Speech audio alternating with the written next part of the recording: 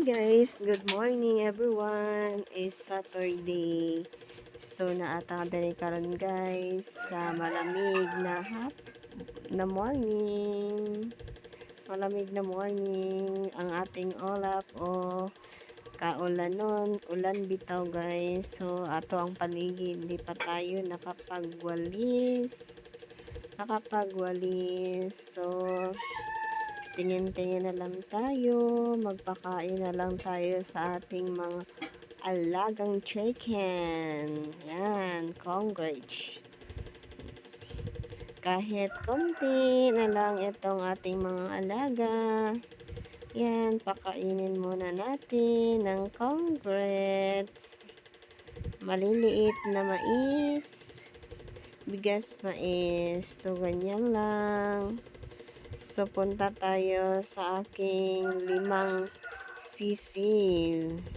Konti lang po aking mga sisi dahil di marunong maglimlim ang aking inahin na manok. Yan lang po sila. Wala man tayong Integra 1. So, ganito na lang. Congrats. Naibigay natin sa kanila. Then, si Selkie Chicken, nag-iisa. Uy, hindi na ay bigyan ng ano. So, ganyan si Selkie Chicken. Hindi na ayos ang pagbigay. So, si Insay naman, nagwiwi-wiwi. Hindi pa siya nakakain. Yan, si Insay. So, si Kuya, inutosan kong magkuha ng dahon ng balonggay para mayroon idagdag na pagkain ni Insay. Yan. Tanim namin dito sa bakuran. Dandahan lang Kuya, baka maapil mo ang dahon ng gabi ubi. Yan. Dahon lang na balunggay. Kunin natin. Yan si Papa. Bunot na siya ng lubi. Itong mga lubi pala guys, galing ito kay Madam Bingkay Elami Calderon. Galing sa kanya. Shout out dyan, Madam Elami Calderon alias Bingkay. Thank you sa mga niyong. So, kagod na si Papa sa lubi. Lubi. Kagod na siya. Yan. Ganyan lang magkagod si Papa namin ng niyog. Yan guys. Masarap ito. Panghalo ng balonggay. Yan. Kagod for more. So, ako naman, naghihimay ng dahon ng balonggay. At tapos na si Papa nagkagod ng lubi. So, ganyan lang ginagawa ko guys. So, nagpakain na ako ng balonggay. Yan lang. Ang paraan ko sa pagpakain, isang ganyan. Then, may halong lubi at kamunggay. So, tinimbang ko yan guys, 27. Ang ano yan, feeds. Yan. Ang feeds na yan ay the rock. Taho pumay, tahop mais at gestating. Nilagyan ko pala ng King Vita Plus ang water na binigay ko kay Ensay. So, yan guys. Binigyan ko ng every morning, binigyan ko ng King Vita Plus ang aming alaga. Yan, para mayroong vitamins ang ating Ensay.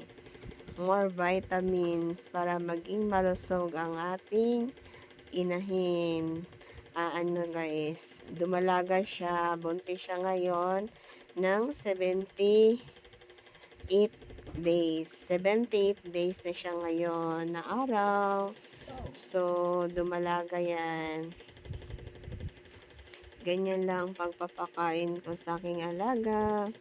Konting gestating, taho pumay, taho mais. Then, kung every morning, nagapakain ako sa kanya ng niyog at kamunggay. Every morning yan. So, sa tanghali, na lang, tahop na lang at saka ang kanyang feeds na lang tanghali at pang hapunan niya. Ito si Kuya, Natusan din namin na siya na lang muna ang mag-mix dahil busy si papa niya. So, kung busy siya, ay ako na rin ang gumagawa. So, kay ngayon, rest naman ni Kuya. So, siya muna. Si Ading, hindi nakatulong dahil masakit ang ngipin. Yan, si Kuya muna. Ah, bago namin haluin guys, tinitingnan namin kung marami ba yung mga buo-buo na taho pumay. 10 kilos lang po yan ang taho pumay or darak. 10 kilos. Yan, kinukuha namin yung maliliit na mga insekto, yung namumuo na mga darak. Kinukuha namin bago namin ihalo sa ano guys, sa tahop, mais at gestating. Yan, pinipili namin. Yan lang. So, tagal ang pag-ano namin guys, pamimili namin ng mga insect na maliliit, insekto na maliliit, at namumuo na mga darak dyan. So, pili-pili po nan. Yan ang ano guys, ng maliliit na insekto, parang kuto. Yan si Kuya.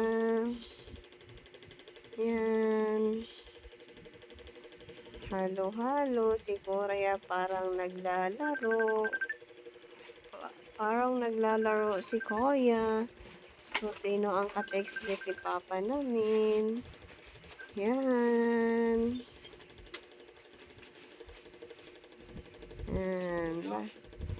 Laro lang. Yan. So, ganyan lang ang pamimili namin ng mga insektong malaliit.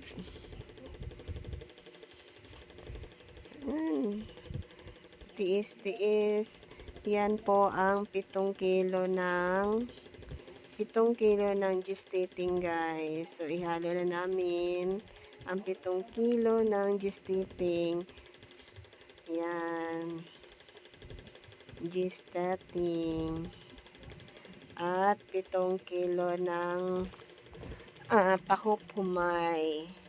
So, yan. Ang ano yan is 20.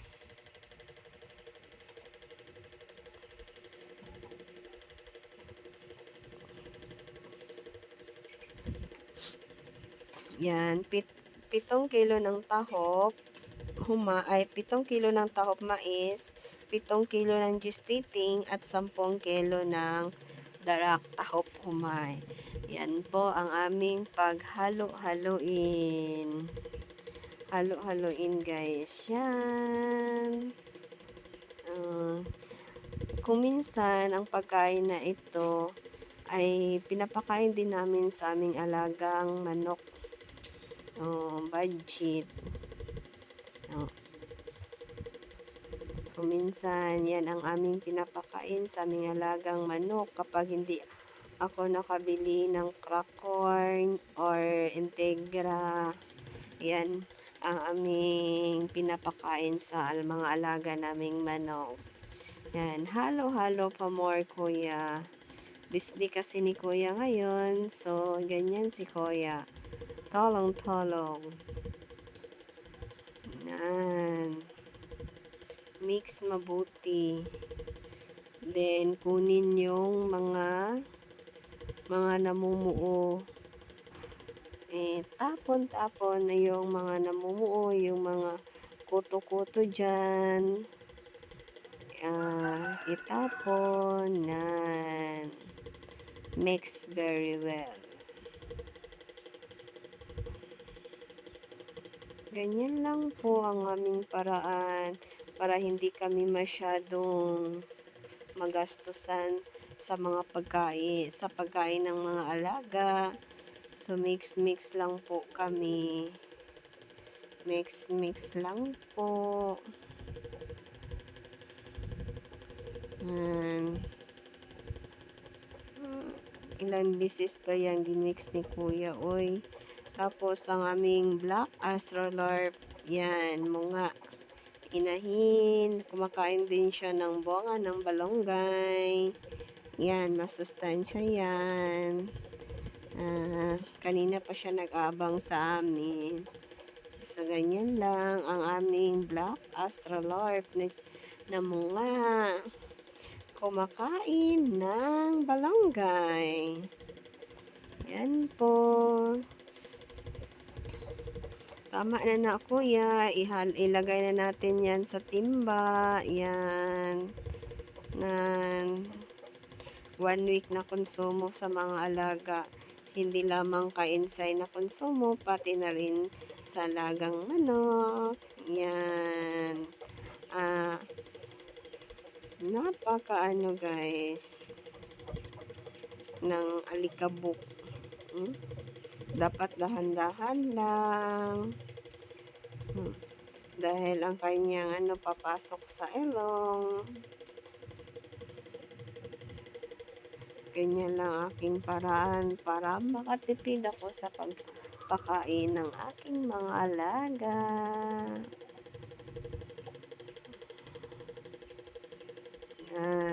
Malapit nang mapuno ang aming temba. Yan. Puno na yan. Bilisan ni Kuya dahil meron pa siyang gagawin.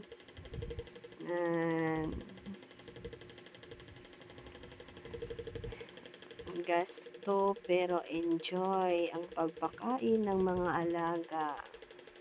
Tiis-tiis lang tayo. Baka pagdating ng panahon, bigyan tayo ng maraming blessing. Yan. So, ang pag-aalaga guys ay parang alakain siya. Or para ring nanalo ng luto. Swerte-swerte. So, pray na lang tayo na magbigyan tayo ng blessing.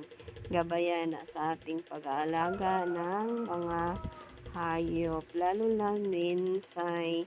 78 na insay ngayon. 78 na niyang pagbubuntis. Sana maging okay ang lahat. So, dayong natakuya. Pasok na ta ka insay.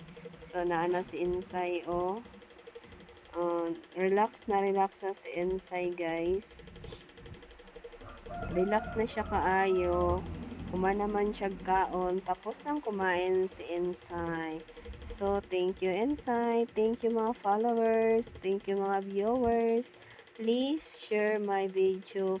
Please like and share my YouTube channel. Thank you. Be kind. Good morning everyone.